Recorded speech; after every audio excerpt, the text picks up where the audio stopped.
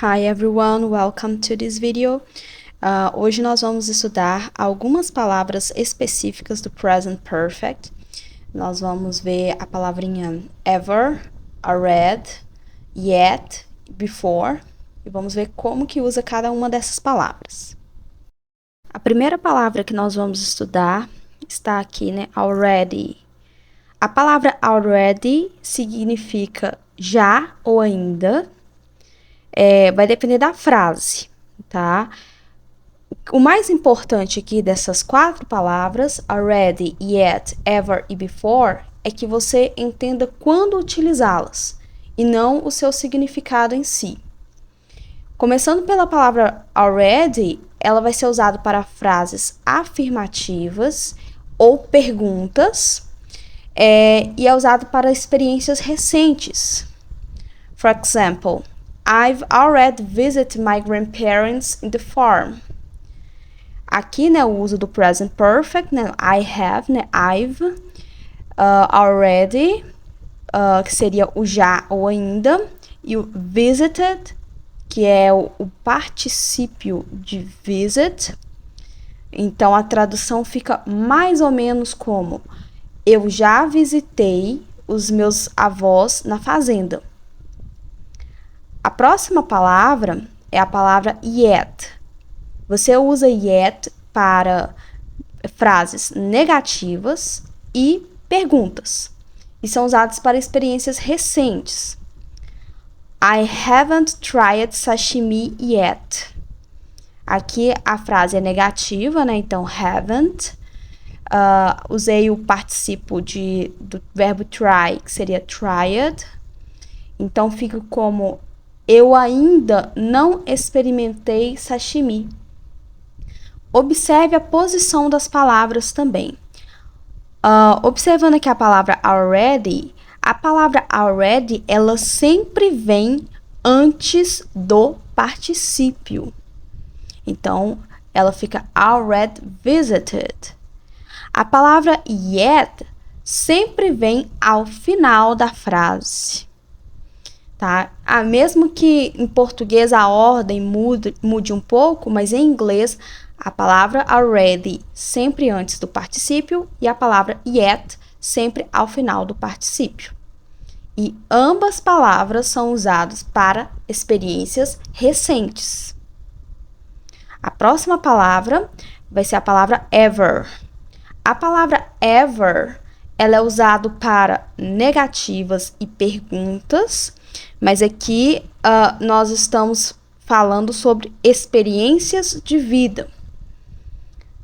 Seria algum tipo de experiência, algum tipo de situação que foi uma situação mais inusitada, que seja uma situação de alguma coisa que aconteceu unicamente na sua vida, ou neste caso, que não aconteceu.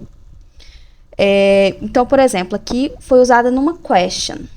Have you ever eaten Indian food? Aqui, né, você já comeu comida indiana? É uma experiência de vida.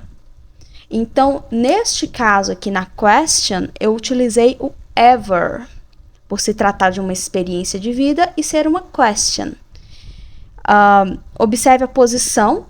Assim como already, o ever, você também coloca sempre antes do particípio, tá? Enfim, o ever, ele então ficou para frases negativas e para perguntas. Próxima palavra é a palavra before. A palavra before, ela pode ser usada para afirmativas e perguntas, também se tratando de experiências de vida. Então, aqui como exemplo nós temos: Have you eaten Thai food before? Observe que o before, ele vai aparecer no final da frase. Então, aqui na question, Have you eaten Thai food before? Fica mais ou menos como: você já comeu comida tailandesa antes? Um outro exemplo aqui nós temos I've seen it before. Observe que aqui a tradução vai ter uma pequena alteração, ficando como: eu já vi isto antes. Aqui nós temos um exercício, que no caso é para completar com as palavras que estão entre parênteses. Você pode pausar e em seguida nós voltamos com a resposta. Agora vamos corrigir o exercício. O number 1 ficou: Have you already taken pictures of the City of Arts?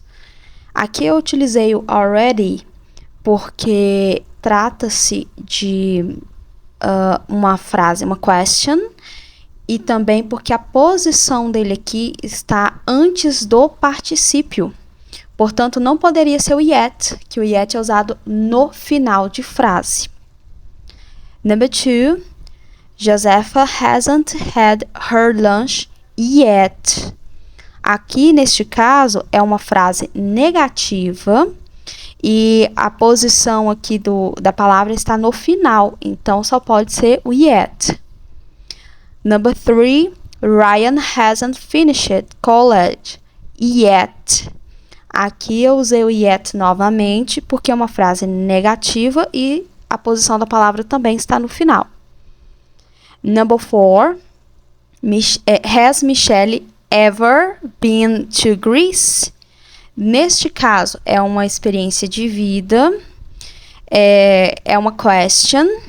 A posição da palavra é antes do particípio been, portanto, a única opção aqui para nós seria o ever. Number 5, my parents have never gone a cruise. Por que não poderia ser o ever? Vamos lembrar que o ever, ele é usado para frases negativas. Então, a frase aqui é uma frase positiva. Por que é positiva, né? Porque o have não é haven't. Porém, quando você adiciona a palavra never, dá uma intenção que a frase é negativa. Ou seja, a frase se mantém positiva com uma intenção negativa. E neste caso, a frase mantendo-se positiva, ela não pode ser acrescida do ever, e sim do never. Ok? Number 6. I haven't ever studied Italian. Neste caso, olha só, aqui nós temos, utilizamos o ever porque a frase é negativa. Haven't. Ah, mas eu não poderia utilizar o never? Ficaria redundante. I haven't never studied Italian. Ficaria como se tivesse dois nãos na frase, duas negativas. Não ficaria bacana. Então, a melhor opção neste caso, I haven't ever studied Italian. Number 7. Ruth has, neste caso aí, never tried duck before. Ah, mas aqui então eu vou utilizar duas palavras, eu posso utilizar o never e o before numa mesma frase? Sim, você pode. Eu não poderia utilizar o ever porque a frase é uma positiva. Tá? Então, Ruth has é uma frase positiva. Então, para dar uma entonação de frase negativa, eu utilizo never. Number 8. Simone is from Paris, but she's never ever gone to the top of Eiffel Tower. Vamos analisar essa frase aqui. Esse aqui é um exemplo bem específico. Começa tranquilo, né? Simone is from Paris. Simone é de Paris. But she's never ever. Por que eu utilizo never ever? Mesmo a frase sendo positiva, né? Então, she's aqui eu tô falando she has, é uma frase positiva. Eu utilizo o ever. Por que nessa situação eu posso utilizar o ever? Quando você tem never ever, é uma situação bem específica, que eu tô querendo dizer assim, ela nunca, mas nunca mesmo, foi no topo da Torre Eiffel. É tipo como se eu quisesse enfatizar que ela realmente nunca, na vida dela, foi ao topo da Torre Eiffel. Então, never ever é uma combinação específica que enfatiza que nunca enfatiza a palavra nunca. Neste caso, never ever é sempre usado com positivas, tá? Sempre usado com positivas. Além disso, nessa situação aqui específica, entre o ever e o before, caberia apenas o ever mesmo, porque a posição dele na frase está antes do particípio. O before sempre vem após o particípio. Neste caso, o ever está vindo aqui antes do particípio. Então, em resumo, o never ever enfatiza a combinação de nunca, nunca mesmo na vida. Então é isso. Eu espero que você tenha aproveitado esta aula. Espero que você continue estudando. Qualquer dúvida, entre em contato. Is that? Thanks so much. See you there.